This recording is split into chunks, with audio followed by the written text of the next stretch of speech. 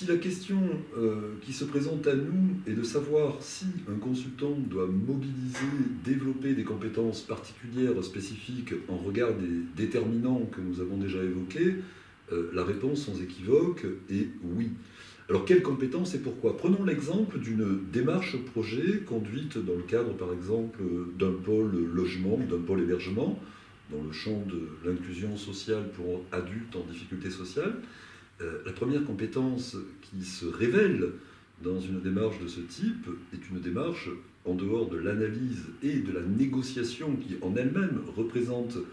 des compétences particulières, de la commande initiale, le retravail sur la commande, la renégociation de la commande qui aboutit à la définition de stratégies partagées avec les commanditaires ou plus globalement avec les parties prenantes de la démarche de projet, sont parmi les socles de compétences que l'on est censé trouver dans cet exercice du métier de consultant. Dans cette même démarche projet où serait amené un grand nombre d'acteurs, éducateurs, psychologues, cadres intermédiaires, directeurs généraux, responsables de pôle, etc., où ils seraient amenés, eux, à construire un dispositif d'action visant à créer, catalyser une intelligence collective en passant par tous les systèmes de coopération, et bien là, la compétence du consultant à accompagner ce mouvement, cette cadence, en vue d'aboutir à une démarche projet suffisamment productive pour les acteurs du contexte, et bien ça, c'est une compétence que le consultant doit posséder, sinon maîtriser,